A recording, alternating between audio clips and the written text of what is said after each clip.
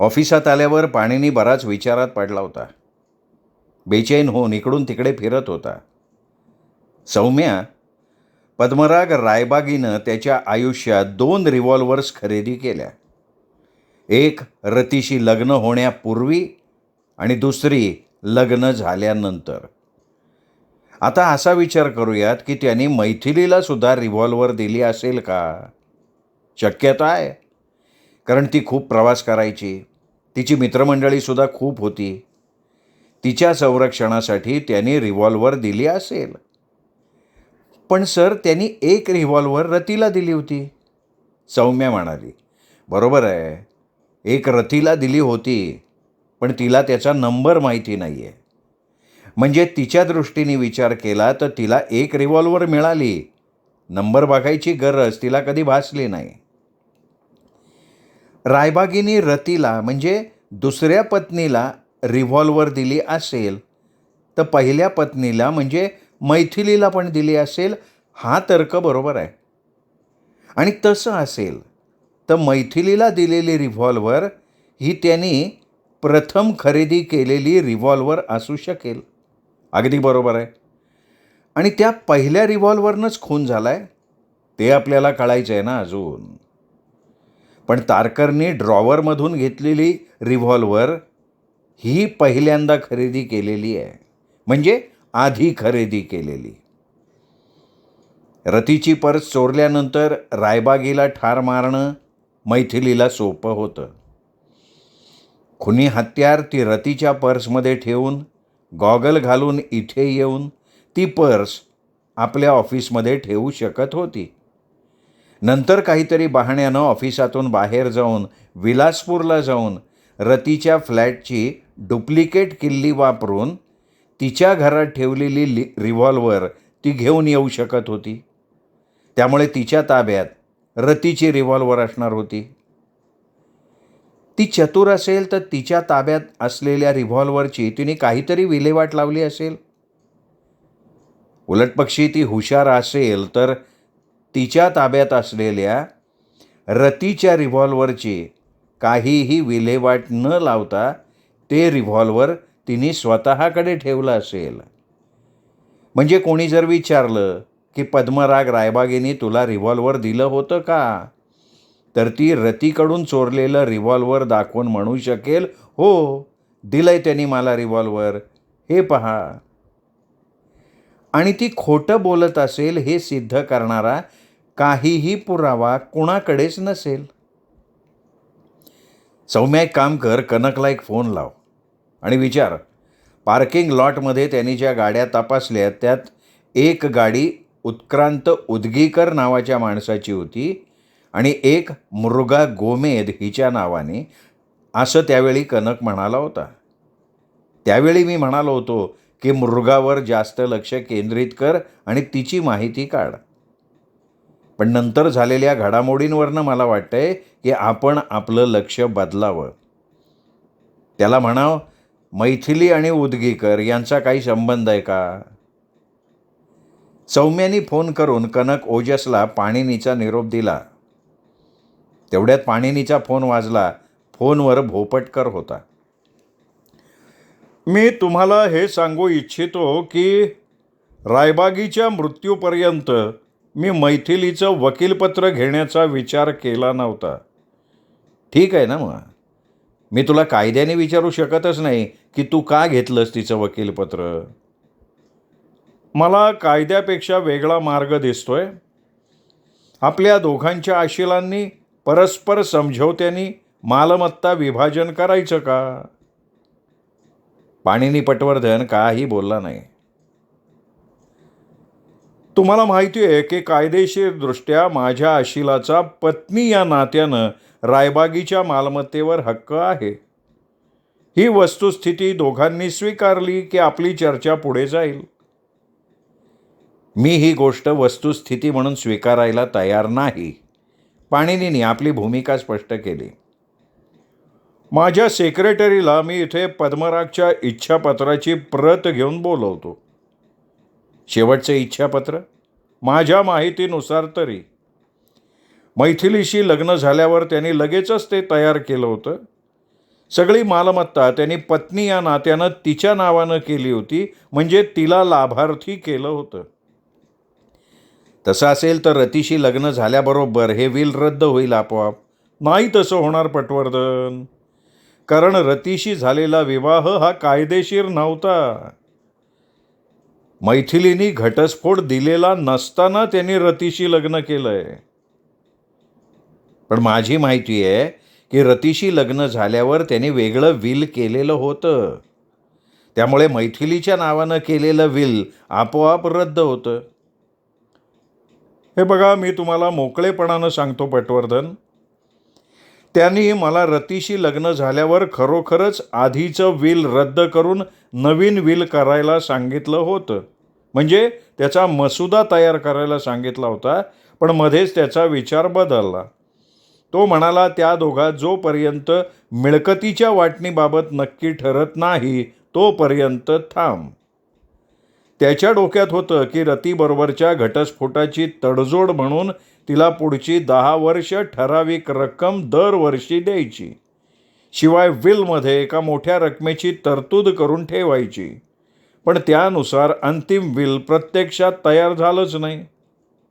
म्हणून तुला वाटतंय की मैथिलीला ज्या विलद्वारे पत्नी म्हणून सर्व काही देण्यात आलंय ते त्यांनी केलेलं शेवटचं विल आहे? हो. म्हणूनच माझ्या सेक्रेटरीला मी तुमच्याकडे त्या विलची प्रत घेऊन पाठवतो. तुम्ही त्याच्यावरच्या सह्या, तपशील, तारखा, साक्षीदार सगळं काही नजरेखालून घाला. नंतर मला परत फोन करा. त्या विलवर साक्षीदार म्हणून सह्या कोणाच्या आहेत? मी आणि माझी सेक्रेटरी सुज्ञा पालकर. तुमच्या समोर रायबागीनं सह्या केल्या? नुसत्या सह्याच केल्या असं नाही, तर तो आम्हाला म्हणाला सुद्धा की हे माझं शेवटचं विल आहे. त्यांनीच सुचवलं की साक्षीदार म्हणून आम्ही दोघांनी सह्या कराव्यात. सुज्ञा पालकर बरोबर सांगेल तुम्हाला नेमक्या कुठल्या परिस्थितीत सह्या झाल्या विलवर. ते ऐकल्यावर तुम्हाला पटेल की खुनी माणूस विलमध्ये लाभार्थी असला तरी त्याला पैसे मिळणार नाहीत. आणि मैथिली ही खुनी ठरली तर तिलाही पैसे मिळणार नाहीत या विलमधनं. तिचा काही संबंध नाही आहे या खुनामध्ये. उलट काही पुरावे हे तिचा थेट संबंध आहे असंच दर्शवत आहेत. कोणते पुरावे? मी फोनवर बोलणं योग्य नाही आहे. तू मला विल पाठव तुझ्या सेक्रेटरी बरोबर, पाणीनी म्हणाला आणि त्यांनी फोन बंद केला. सौम्या भोपटकरची सेक्रेटरी इथे एक विल घेऊन येणार आहे. तिला जरा बाहेर बसू दे. आल्या आल्या आत आणू नकोस तिला. तुझ्या नजरेखालून घाल तिला.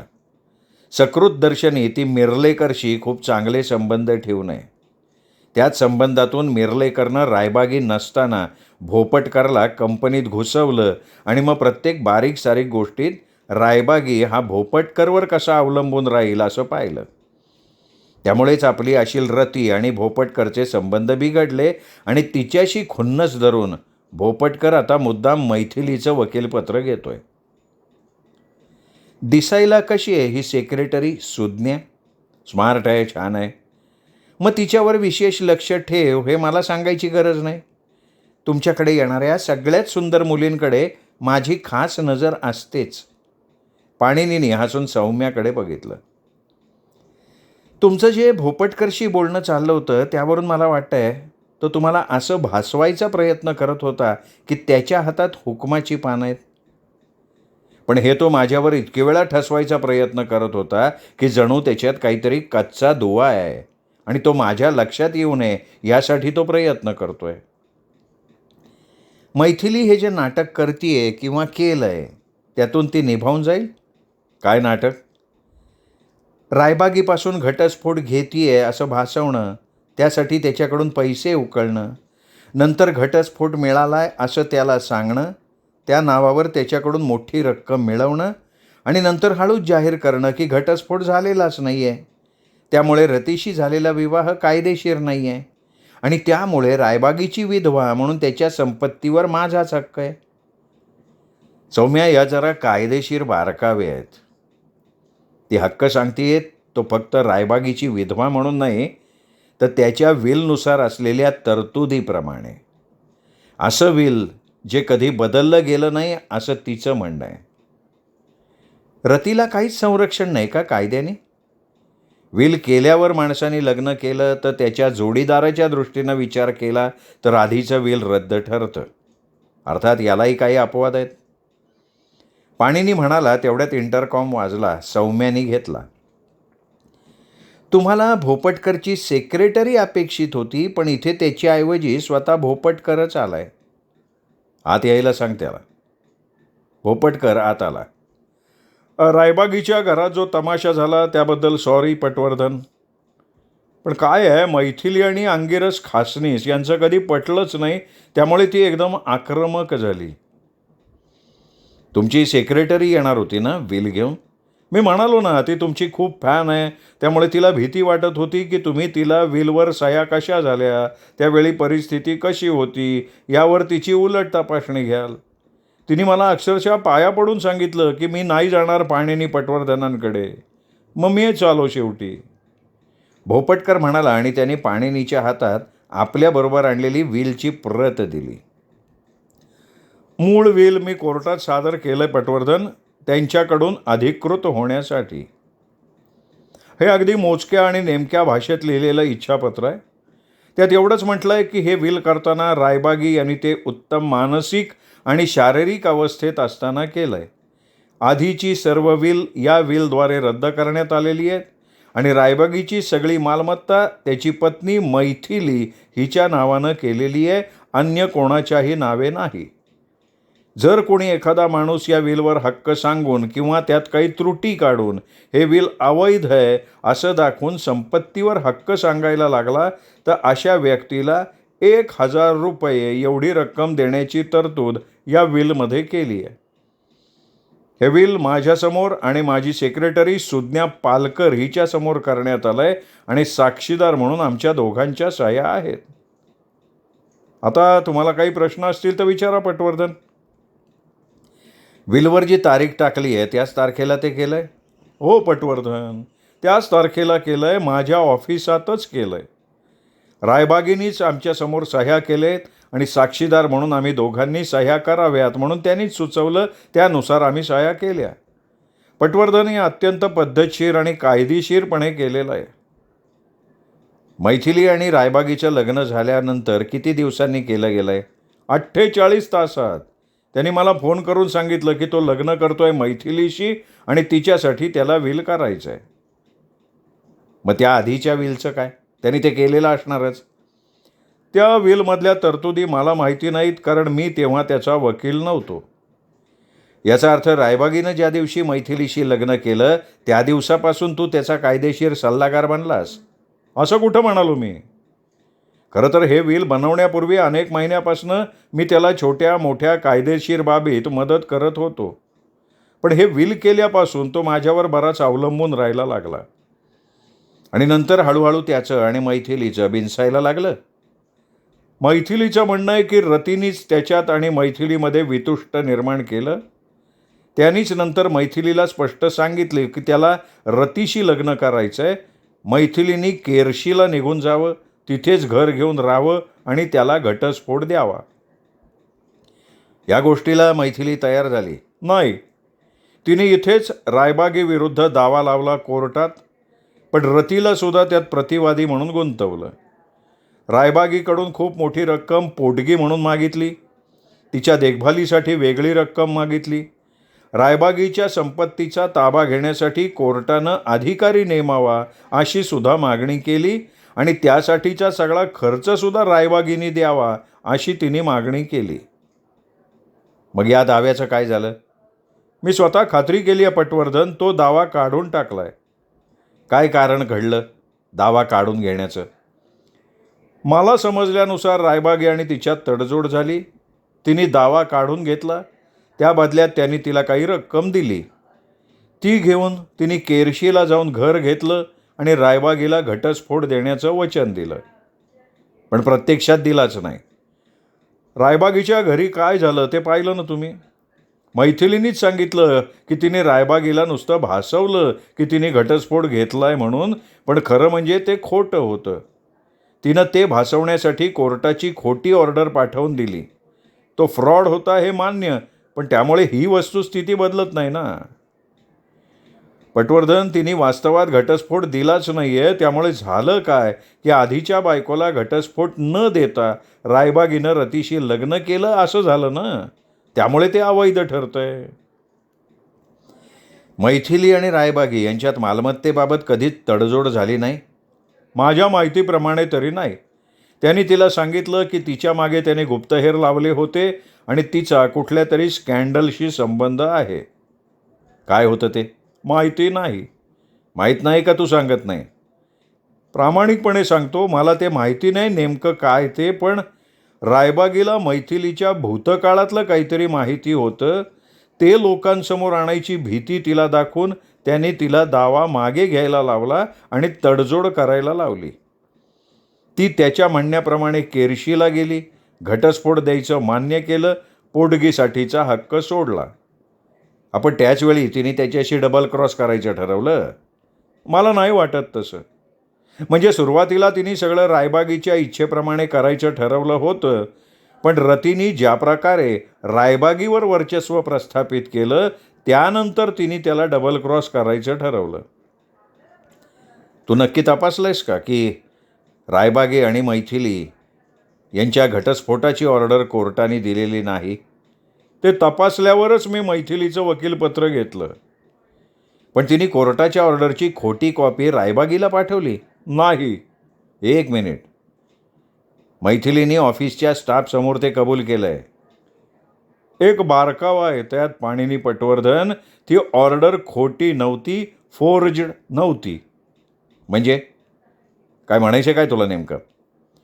म्हणजे तिने त्या ऑर्डरवर त्या कोर्टाच्या न्यायाधीशाची सही केली नव्हती. तिने एक जनरल सही केली होती. म्हणजे तो एक फ्रॉड होता, पण तिच्या आणि रायबागीमधला होता. तो हयात असता तर त्याला तिच्याविरुद्ध तक्रार करता आली असती. पण काही झालं तरी तिने रायबागीपासून घटस्फोट घेतलेला नाही, ही वस्तुस्थिती आहे. पाणीनी काही बोलणार तेवढ्यात दार उघडलं गेलं आणि इन्स्पेक्टर तारकर अचानक आत घुसला. हे बघे, मी काय तुझा आशील नाही पटवर्धन का बाहेर थांबायचं आणि तू बोलावल्यावर मी आत यायचं? मी जेव्हा कामगिरीवर असतो ना तेव्हा असाच आत येतोय.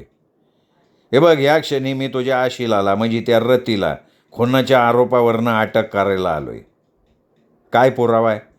ते रिव्हॉल्वर शेवटी खुनात वापरलेलंच निघालं. आम्हाला त्याच्यावर ठसे मिळाले. रतीचे ते नाही माहिती मला, पण आम्ही तिचे ठसे घेणार आत्ता आणि तपासणार. पण ते रिव्हॉल्वर तर खासनीसनी आणि त्याच्या सेक्रेटरीनी पण हाताळलं आहे. पाणीनी तुला सांगतो, रिव्हॉल्वरवरनं ठसे मिळवणं तसं सोपं नसतं. पण या बाबतीत आम्ही नशिबवान ठरलो आहे, कारण ज्याचे ठसे आहेत ती व्यक्ती एखादं चॉकलेट खात असणार, नाहीतर नेल पेंट. या दोनपैकी कशाचे तरी डाग पाडलेत. ठीक आहे, सौम्या, तू रतीला इथे बोलवून घे, पाणीनी म्हणाला. श्रोते हो, हा होता आजचा भाग अभय बापट लिखित मर्डर वेपन या कादंबरीचा. पुढचा भाग ऐकूयात उद्या दीपक रेगे कथाकथन चॅनलवर. नमस्कार.